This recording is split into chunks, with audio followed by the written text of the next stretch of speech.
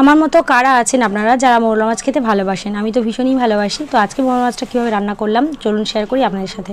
প্রথমেই লবণ আর হলুদ দিয়ে মাছটা সুন্দর করে মাখিয়ে নিলাম। তারপরে কড়াইতে সর্ষের তেল দিয়ে দিয়েছি। তেলটা একটু বেশি পর্যন্ত গরম হয়ে গেলে খুন্তি দিয়ে চারদিকে লাগিয়ে দেবো যাতে মাছটা কোনোভাবেই না লেগে যায়। মাছটা তো রান্না করছি আমি, কেটে দিয়েছে মা। আর এই যে সুন্দর করে এপিট ওপিট করে লাল লাল করে ভেজে নেব। মা কিন্তু বলে রান্না করা মাছ নাকি বেশি ভাজতে নেই, ভাজার মাছটা বেশি ভাজতে হয়। তাই আমি মায়ের কথা রাখতে অল্প একটু ভেজে নিয়েছি। আর এইদিকে কড়াইতে তেল দিয়ে আবারও 5 ফোড়ন, কাঁচা লঙ্কা, পেঁয়াজ এগুলো দিয়ে সুন্দর করে একটু ভেজে নেব। তারপর লবণ আর হলুদ দিয়ে আরও একটু কষিয়ে নেব। আপনারা চাইলে এখানে টমেটোটা ইউজ করতে পারেন, টমেটো নেই তাই টমেটো দিলাম না। এবার জল দিয়ে দেবো, জল দিয়ে ফুটতে দিয়ে দেবো আর ঢাকনা দিয়ে দেবো। এই ফাঁকে আমি একটা মশলা বেটে নেব। নিয়েছি সাদা সর্ষে আর কাঁচা লঙ্কা, সুন্দরভাবে এটা বেটে নেব। আপনারা চাইলে কালো সর্ষেও কিন্তু ইউজ করতে পারেন। তো ঝোল ফুটে গেছে, ভাজা মাছ দিয়ে দিলাম আর বেটে রাখা মশলাটাও দিয়ে দিলাম। দিয়ে ওপর থেকে সর্ষের তেল ছড়িয়ে আরও 5 মিনিট ফুটিয়ে নিয়ে নামিয়ে নেব। এর স্বাদ কিন্তু দারুণ, খেতে কিন্তু দারুণ হয়।